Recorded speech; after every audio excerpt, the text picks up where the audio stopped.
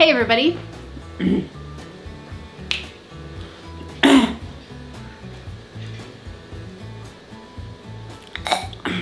Hey everybody, welcome to the Hamakua Homestead. If you're new here, my name is Tiffany, and here on this channel, I'm taking you along for the adventures here on the ranch. Today's adventure is soup. We are going to be making French onion soup, and we are going to be canning it up so we can put it on the pantry shelf for a cold day later on. The first step that we need to do in making our French onion soup is to go ahead and caramelize our onions. So let me take you down over here so you can see what's happening. Just kidding. Before we can caramelize your onions, I need to cut them all up. So I'm gonna go ahead and just do that real quick in the food processor because I don't really wanna be crying from all of these onions.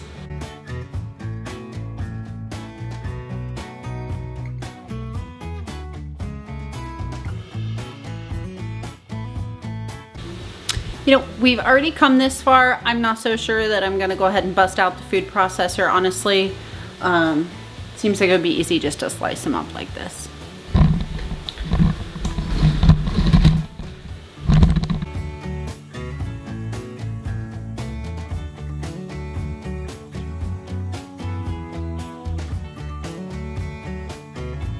Now this is definitely something you could use a fancy cutter with, or the food processor right here that I decided not to use.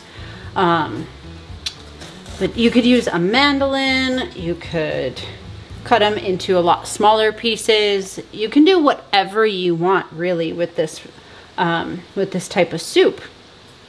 And that's kind of the beauty of it. That's a big part of why I appreciate it.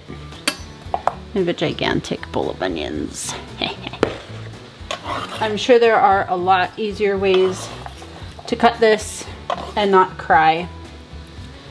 I've heard that, and I've tried it a few times and it has worked for me. Let me know if it has worked for you guys, or if you guys have any suggestions about not crying while cutting onions. But if you have a candle lit right next to you while you are cutting, that has worked for me a few times. I did not think ahead and do that, which is kind of silly given the amount of onions.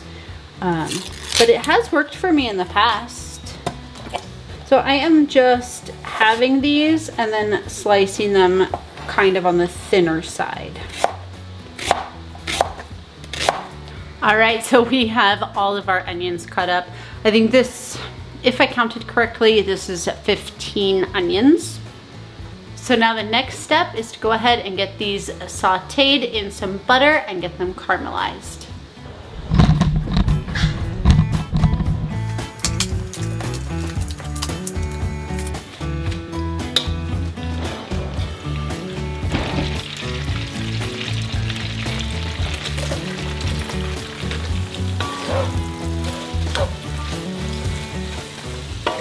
We are going to salt our onions. It's going to help them sweat.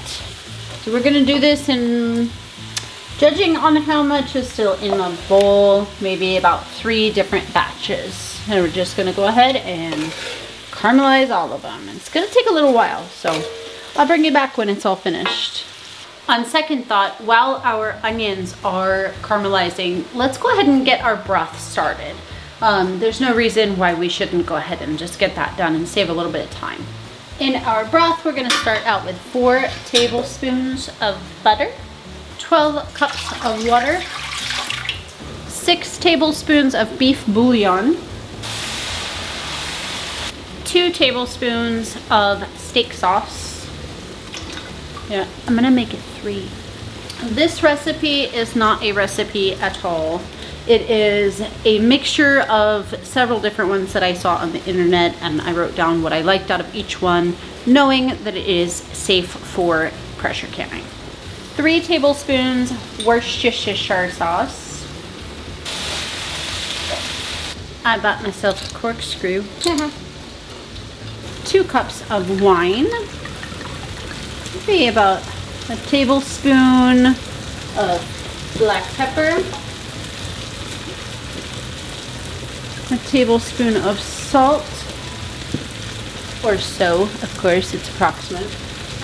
We might need to add more water, but I'm gonna wait and find out once it's all incorporated. Tablespoon, maybe a little bit more of garlic powder. This is about a teaspoon of dried thyme. You could put more, but that's all I got. Okay, I think our first batch is pretty much done. I'm gonna go ahead and add it in with our broth.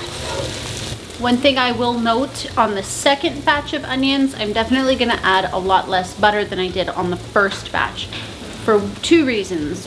And also for one, I think that it added a bit too much moisture for the onions to be able to caramelize properly. And the second reason is that there's a lot of butter in this one. So if I add less, then the flavor will kind of mellow out between the two. I'm gonna turn this down to a low because it's all starting to incorporate and make its awesomeness. While our last batch of onions is caramelizing, I'm gonna go ahead and move this off the heat and get our pressure canner warming up because we don't want any thermal shock. Okay, our onions are done cooking and we're gonna go ahead and give this a taste test before we put it in the jars because we wanna make sure that everything is good.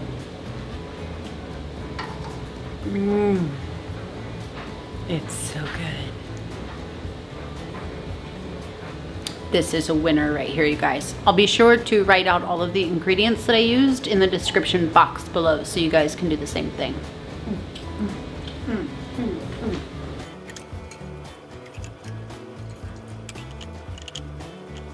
All right, well that turned out to be pretty successful. I ended up with 7 quart jars. And they are pretty full of onions. There's a lot of solids in there, which I was really excited about. And I also have a nice large portion for my son to have for an after school snack when he gets home. So, perfect. Now it's just time to go ahead and clean up our jars, clean our rims, get our lids on, and put them in the canner. The canner's hot and ready to go. All right, so that's all we need to do for right now. I'm gonna go ahead and pressure can this for 75 minutes and I will show you what it looks like when it comes out of the canner. Right, so our 75 minutes is up and also it has been a little extra time and we are totally cooled down. So let's take our jars out and see if they all came out good. Looking pretty good so far, you guys. I think we have success. We have a little bit of siphoning. It doesn't look like too bad, but a little bit. Not too bad. So it looks like all of our 7 quart jars of our French onion soup are looking pretty good. I'm pretty stoked, and honestly, it smells amazing in here. I hope you guys decide that you want to go ahead and give this a try. Thank you so much for joining me today on the Hamakua Homestead. I will see you again soon.